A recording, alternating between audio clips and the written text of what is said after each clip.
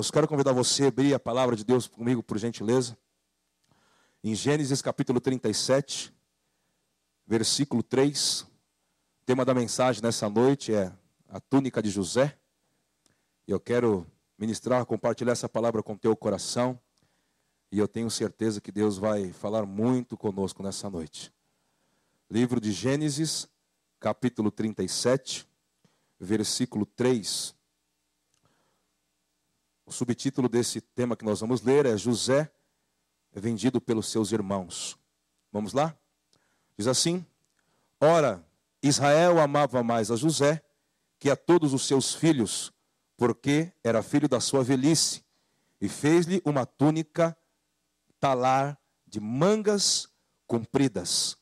Vendo, pois, seus irmãos que o pai o amava mais que a todos os outros filhos, odiaram-no e já não lhe podiam falar pacificamente. José teve um sonho e o relatou a seus irmãos. Por isso odiaram ainda mais, pois lhe disse: rogo-vos, ouvi este sonho que tive. Nós lemos aqui sobre um momento da vida de um jovem que tinha 17 anos, chamado José, aonde a palavra de Deus diz que o seu pai, Jacó, mas que Deus tinha mudado o seu nome para Israel, tinha confeccionado uma túnica longa com algumas cores para o seu filho que ele mais amava.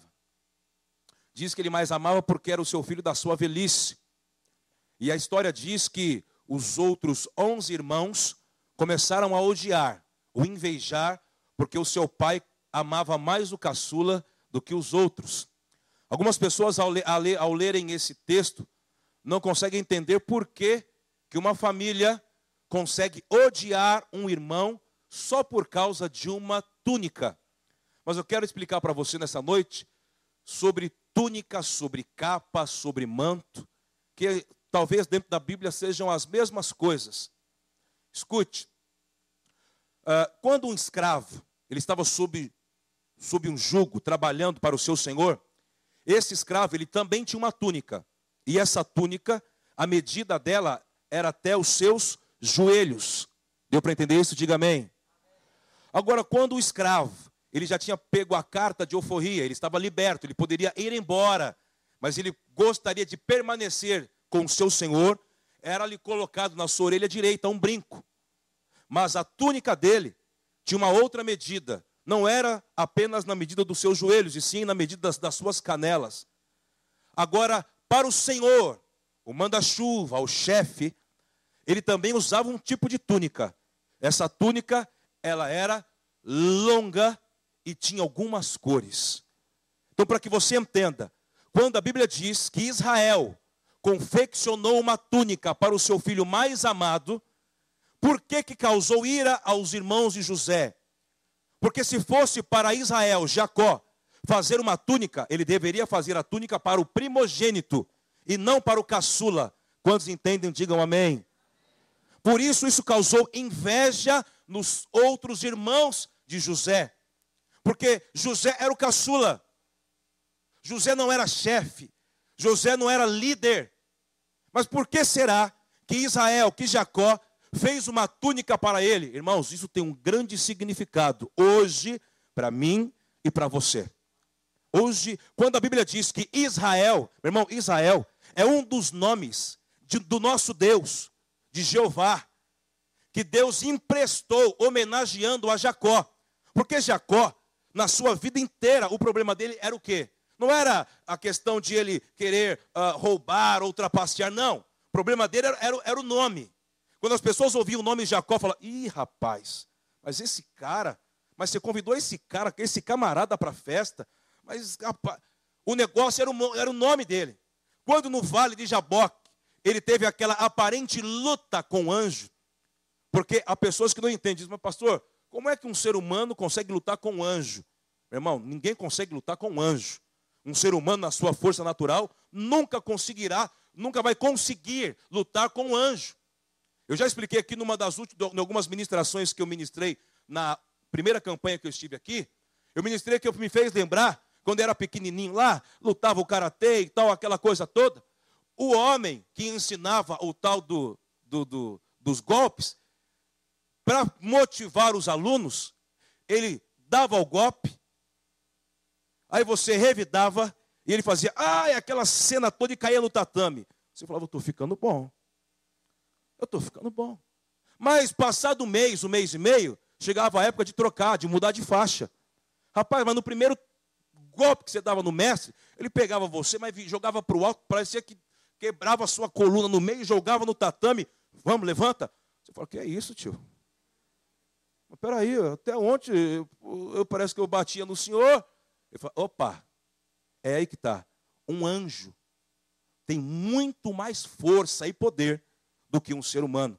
Mas como que houve então aquela luta, irmãos? Eu creio que naquele momento Deus estava criando e gerando uma situação para abençoar a vida de Jacó. O anjo já era para ter subido para a glória de Deus há muitas horas atrás. Mas ele estava naquela situação assim, ó. Jacó, eu quero ir embora. Jacó, eu quero ir embora. Ele fazia de conta que queria ir, mas na verdade ele queria saber se Jacó queria segurar ele mesmo de verdade.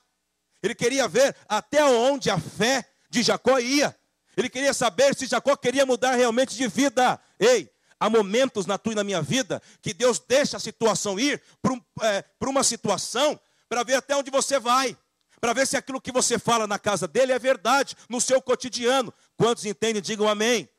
Ele dizia assim, eu vou embora, Jacó, eu vou embora. Meu irmão, o anjo estava fazendo de conta que ele ia, mas ele não ia.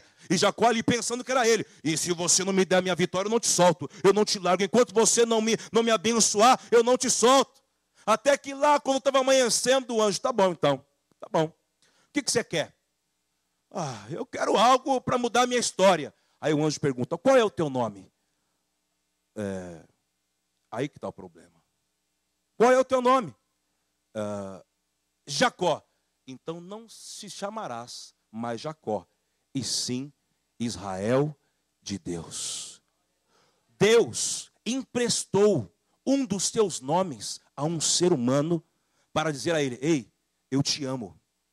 Porque se você ler a história, tem algumas pessoas que acabam tratando Jacó injustamente. Se ele fosse tão ruim assim, por que então a Bíblia não relataria Deus de Isaac, de Abraão e de Esaú?